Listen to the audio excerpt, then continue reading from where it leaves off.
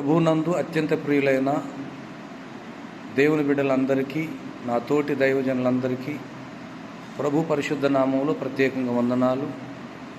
చాలా బాధాకరమైన విషయం, దుఃఖకరమైన విషయాన్ని వినవలసి వచ్చింది.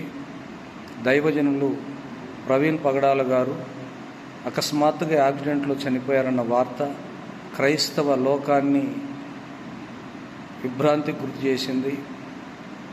నిజంగా అది మానని గాయము.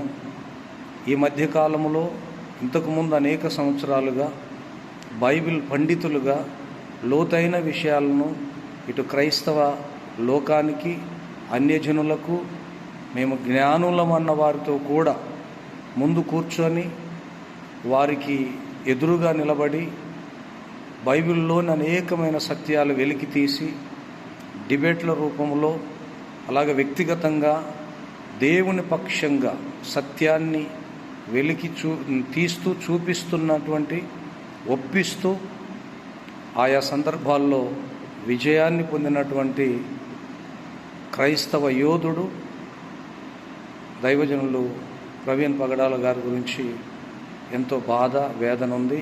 మరి ఆ మరణం చూస్తుంటే కూడా అనుమానాస్పదంగా అనిపిస్తుంది.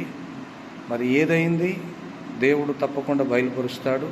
ఏదేమైనా వారి విడిచిపెట్టిన పరిచర్య, అలాగే వారి కుటుంబ సభ్యులు అందరినీ దేవుడు ఆదరించి, ఓదార్చి, బహుబలంగా ఆయన పరిచర్యలో వాడుకున్నట్లుగా మనందరం ప్రార్థన చేద్దాం. అలాగే మరి మంచి దైవజనులు కోల్పోయాం.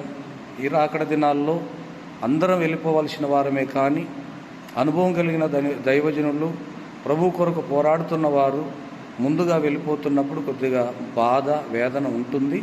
అయినా అది దేవుని చిత్తమే. దేవుని నిర్ణయం చొప్పున ఏది జరిగినా దాన్ని కాదనలేం. కానీ ఈ మరణం వెనక ఏమైనా అనుమానాస్పదమైనటువంటి విషయాలు ఉన్నాయా అన్న విషయాలు మరి తర్వాత మనకు తెలుస్తుంది. వారి కుటుంబం కొరకు, వారి పరిచర్య కొరకు ప్రార్థన చేద్దాం. దేవుడు మీ అందరినీ ఆశీర్వదించును గాక. God bless you.